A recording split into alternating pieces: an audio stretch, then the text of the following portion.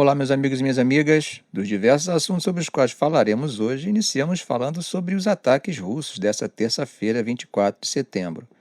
Segundo autoridades ucranianas, a Rússia atingiu um prédio residencial de vários andares na cidade de Kharkiv, no nordeste da Ucrânia. Pelas informações, foram bombas guiadas que, infelizmente, tiraram a vida de pelo menos 3 pessoas e feriu outras 15. Os números ainda são parciais, uma vez que as autoridades locais temem que mais vítimas ainda estejam presas sob os escombros. O governador da região, Olesny Rubov, afirmou na plataforma Telegram que um dos prédios foi atingido diretamente.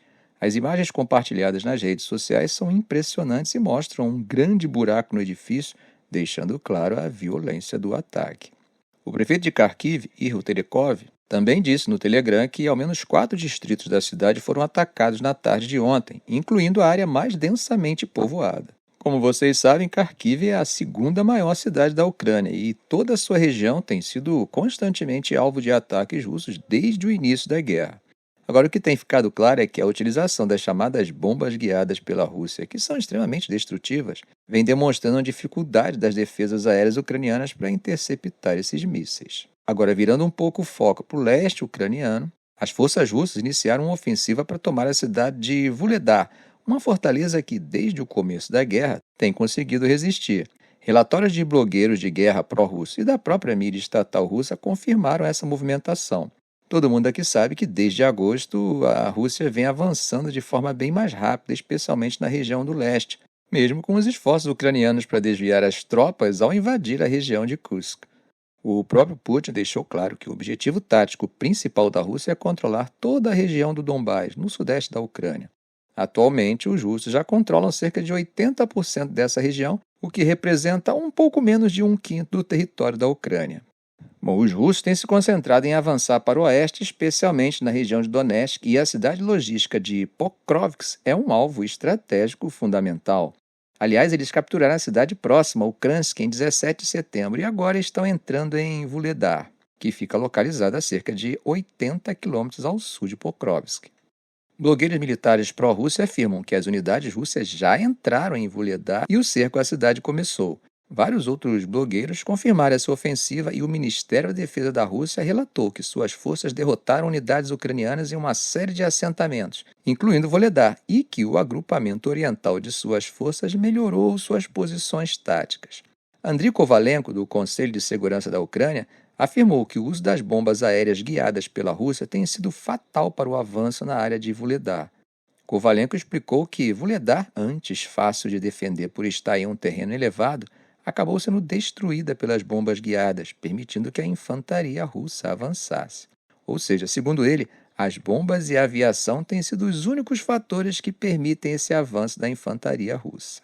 Enquanto isso, o grupo de inteligência ucraniano Deep State informou que as tropas russas estão tentando cercar Vuhledar e continuam bombardeando a área com artilharia pesada e bombas guiadas. É claro que esses ataques são usados por Kiev para buscar mais envolvimento ocidental no conflito. A Ucrânia, como temos percebido, está tentando aumentar o envolvimento do Ocidente nesse conflito, principalmente a partir da autorização para usar mísseis de fabricação americana, britânica e francesa para realizar ataques em solo russo. Isso, naturalmente, acaba esquentando os ânimos, porque vocês lembram que Putin já deixou claro que qualquer ataque com armamento ocidental em território russo seria visto como uma declaração de guerra direta contra a Rússia. E por falar em apoio ocidental, o diretor da CIA, William Burns, já havia alertado em abril desse ano sobre o perigo de uma falta de assistência militar mais robusta do lado ucraniano. Burns disse que se o Ocidente não fornecesse mais ajuda, as forças ucranianas poderiam sofrer derrotas mais importantes no campo de batalha, o que por sua vez incentivaria outros países a seguir o mesmo caminho de confrontos e desafios à ordem internacional. Embora muito se comente por aí, gente, nem a Rússia nem a Ucrânia têm fornecido números convincentes sobre as perdas humanas no conflito. No entanto, de acordo com o jornal Wall Street Journal, aproximadamente 1 milhão de soldados ucranianos e russos estariam contabilizados entre os mortos e feridos desde o início da guerra. Esses números, claro, continuam sendo discutidos e não são oficialmente confirmados por nenhuma das partes. Bom, o avanço relativo rápido das forças russas, especialmente quando comparamos com os últimos 2 anos de guerra, acaba refletindo o uso de uma força numérica bem superior. As táticas de Moscou, muitas vezes, têm sido cercar cidades menores, forçando as tropas ucranianas, normalmente exaustas, a recuar para preservar seus homens e reorganizar suas defesas. Como mencionou o analista militar ucraniano Alexander Muzienko, parece inevitável que haja uma retirada gradual das forças ucranianas de Vuhledar, dado o cenário atual. Ele ainda acrescentou que a cidade já cumpriu seu papel na defesa da frente oriental, ou seja, resistiu o máximo possível para retardar o avanço russo. Gente, tudo isso diante de uma das maiores séries de sanções da história. É o que explica a economia russa ainda conseguir manter esse esforço de guerra. Bom, em Kiev, entre as respostas para essa pergunta estaria a participação indireta da China. Segundo o conselheiro presidencial ucraniano Vladislav Vlasiuk, cerca de 60% dos componentes estrangeiros encontrados em armas russas no campo de batalha vêm da China. E isso apesar das sanções impostas pelo Ocidente desde o início da guerra. Mesmo com essas sanções abrangentes, Moscou tem conseguido reabastecer sua máquina de guerra com microchips e semicondutores de fabricação ocidental. A Ucrânia, nesse ponto, tem se mostrado bastante preocupada com a origem desses componentes.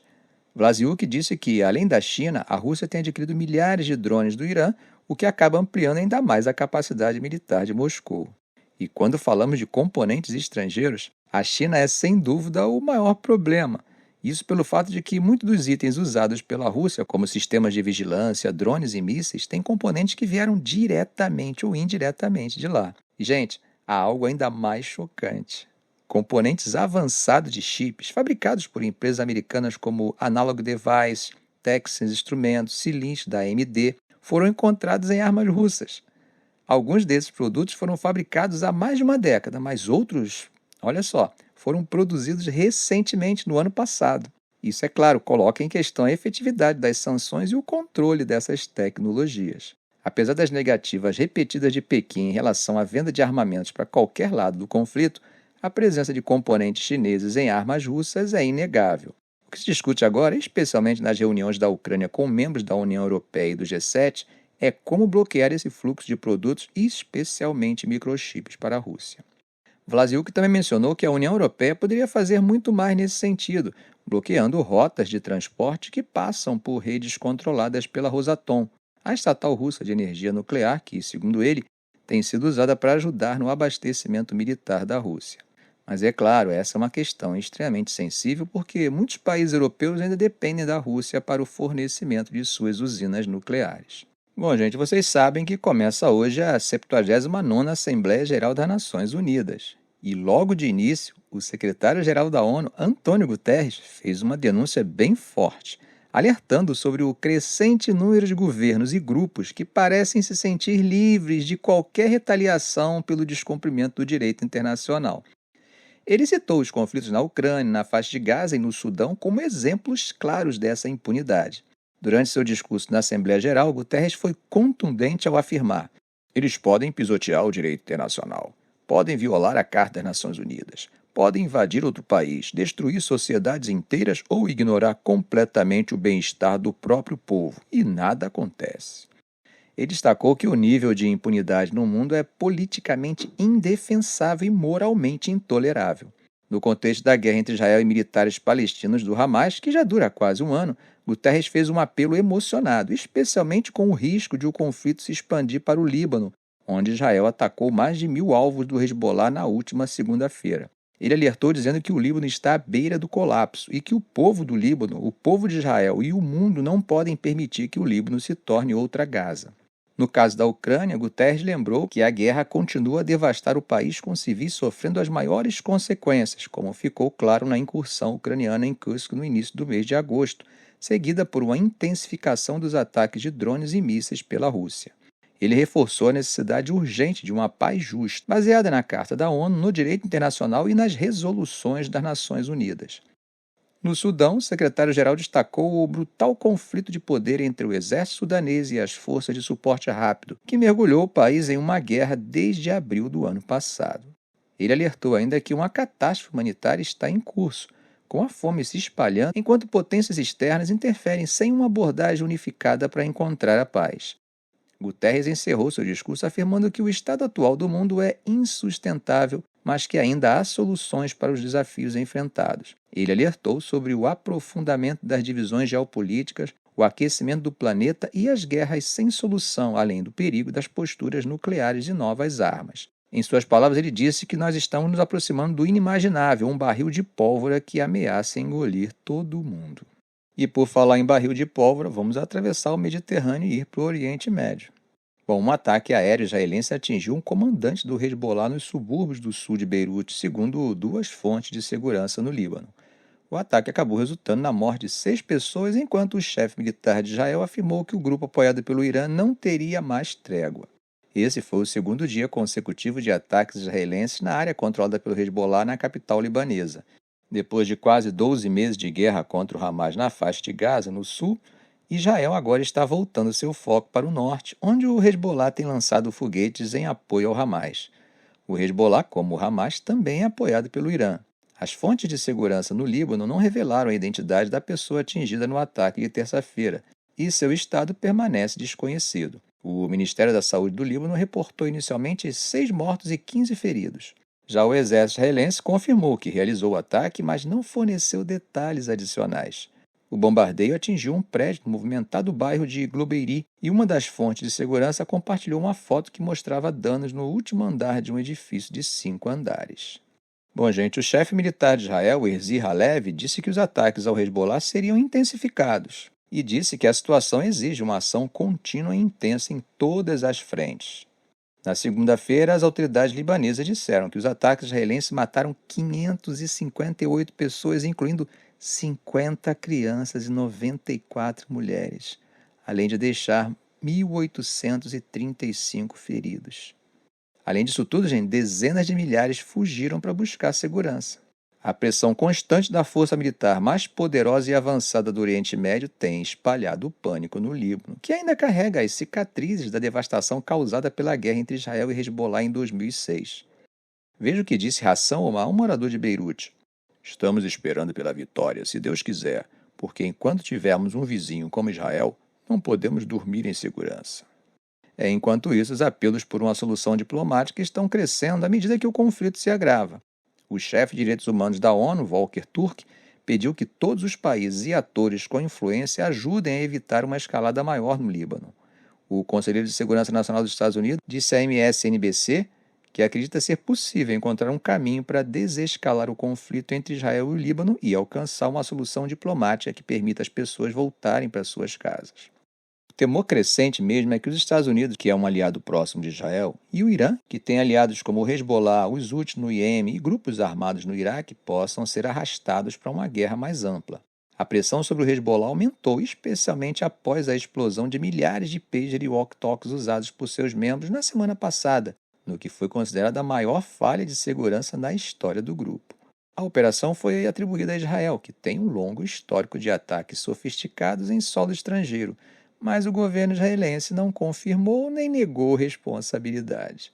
O escritório de mídia do Hezbollah afirmou na terça-feira que Israel estava lançando panfletos com um código de barras muito perigoso sobre o Vale de Beca e alertou que escanear o código com um celular poderia extrair todas as informações do dispositivo. Não houve resposta imediata do exército israelense e o Hezbollah não deu mais detalhes sobre o conteúdo dos panfletos. A capacidade de inteligência e o domínio tecnológico de Israel acaba proporcionando a ele uma vantagem importante tanto no Líbano quanto em Gaza. Israel tem um histórico de rastrear e eliminar comandantes importantes do Hezbollah e líderes do Hamas. Na terça-feira, o exército israelense informou que cerca de 55 projéteis foram disparados contra Israel, mas a maioria foi interceptada. Já o Hezbollah disse ter bombardeado os armazéns logísticos da 146ª Divisão na base de Naftali com uma salva de foguetes. Bom, gente, antes de irmos embora, eu quero fazer um mini mergulho para a gente entender um pouquinho melhor o que é o Hezbollah. Bom, estamos tentando entender a mente do líder deles, Hassan Nasrallah, e descobrir qual é o objetivo final dele aqui, porque parece que ele está jogando um jogo muito perigoso. É preciso lembrar que as coisas não aconteceram como muitos especialistas inicialmente pensaram. Quando o Hamas lançou aquele ataque, muita gente achou que o Hezbollah iria imediatamente entrar em ação. Parecia até algo óbvio, né? Mas o que acaba sugerindo é que o Hezbollah estava seguindo uma abordagem diferente, pelo menos inicialmente. Eles queriam pressionar Israel, obviamente, mas sem se envolver em uma guerra total. Eles têm que apoiar seus aliados sem colocar seus próprios pescoços na linha de frente. Isso é claro que não é fácil. Lembre-se de que o Hezbollah é um player importante na região, talvez o mais poderoso e sofisticado dos proxies do Irã. Eles passaram anos construindo suas capacidades, tanto militarmente quanto politicamente, dentro do Líbano. E não podem arriscar perder tudo isso em uma guerra que talvez nem consigam vencer. Então, Nasrallah está tentando se equilibrar nessa corda bamba. Ele quer mostrar força e solidariedade com o Hamas, mas também precisa pensar no futuro do Hezbollah. Em outras palavras, ele tem que pensar a longo prazo. E é isso que acaba tornando os desenvolvimentos recentes tão preocupantes. Vimos o Hezbollah avançar para táticas cada vez mais agressivas, o que acabou culminando naquela operação israelense que supostamente eliminou um número significativo de seus comandantes. E isso parece ser realmente um ponto de virada importante. Para entender por que foi um grande negócio, é preciso compreender o conceito de degradação geracional. Basicamente, quando você perde lideranças experientes em qualquer organização, não é algo de que se possa recuperar facilmente.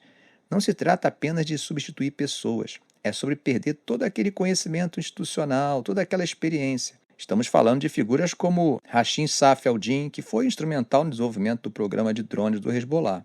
Esse tipo de perda te coloca anos atrás. É como perder seus principais engenheiros em uma empresa de tecnologia. De repente você não está inovando, está apenas tentando se atualizar. E esse é o risco que Nasrallah corre ao continuar nesse caminho. Ou seja, ele precisa responder a essas perdas, mostrar que o Hezbollah não está recuando. Mas também sabe que pressionar demais pode ser bem desastroso. E é aqui que a coisa fica realmente interessante. Nasrallah essencialmente vinculou o destino do Hezbollah às demandas do Hamas por um cessar-fogo em Gaza, particularmente as exigências feitas por Ismail Haniyeh e Sinwar.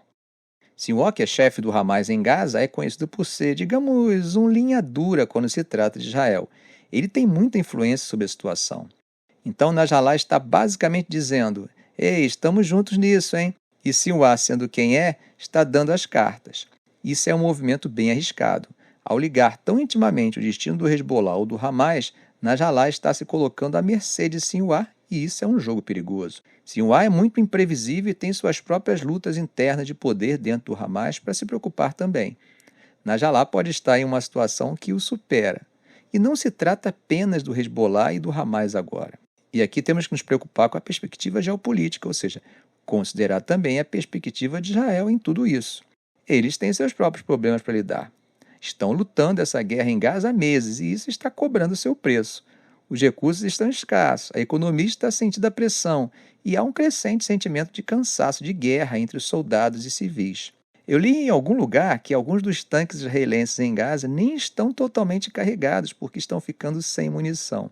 Há relatos de sérias carências, o que é um grande problema se você está pensando em lutar uma guerra em duas frentes. Imagine você entrar em um duelo sabendo que não tem munição suficiente. Isso acaba pesando. E isso fala sobre a situação impossível em que eles se encontram. Mas não se trata apenas de logística e recursos. Há algo mais que torna uma potencial guerra com o Hezbollah muito mais assustadora para Israel. É que o Hezbollah é muito mais forte que o Hamas, não há nem comparação. As capacidades militares do Hezbollah estão anos-luz à frente de qualquer coisa que o Hamas poderia sonhar em montar. Estamos falando daqueles mísseis guiados que podem atingir aeroportos e redes elétricas. Esqueça os foguetes rudimentares que o Hamas tem usado. O Hezbollah tem um arsenal inteiro de mísseis muito precisos, coisas como o Fateh-110, que vem do Irã, ou o M600 da Síria. Esses armamentos podem alcançar profundamente Israel e causar sérios danos em redes elétricas, aeroportos, bases militares. Essa situação é extremamente aterrorizante.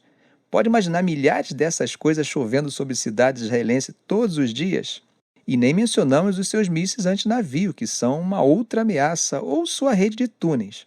A outra coisa, gente, os combatentes do Hezbollah são altamente treinados para a guerra de guerrilha, além de ter experiência, como tiveram na guerra da Síria. Isso não é o Hamas, é um jogo completamente diferente. Então estamos falando de uma situação em que todos perdem. O Hezbollah não pode recuar, mas está em desvantagem. E Israel está entre a cruz e a espada. Parece que ambos os lados estão em um trem indo direto para um precipício. É uma situação muito difícil, imagina agora o custo humano. É legal se envolver na estratégia militar e nas análises políticas de tudo isso, mas temos que lembrar que há pessoas reais, de carne e osso, que estão envolvidas nisso. É fácil esquecer disso quando você está olhando mapas e falando sobre movimentações de tropas. Ficamos por aqui. Se esse vídeo foi útil a você, faça um comentário, compartilhe em suas redes sociais, dê um like. E é claro, se ainda não for inscrito, inscreva-se no canal e ative o sininho para não perder os próximos vídeos. Ok, gente? Um grande abraço do professor Arão Alves.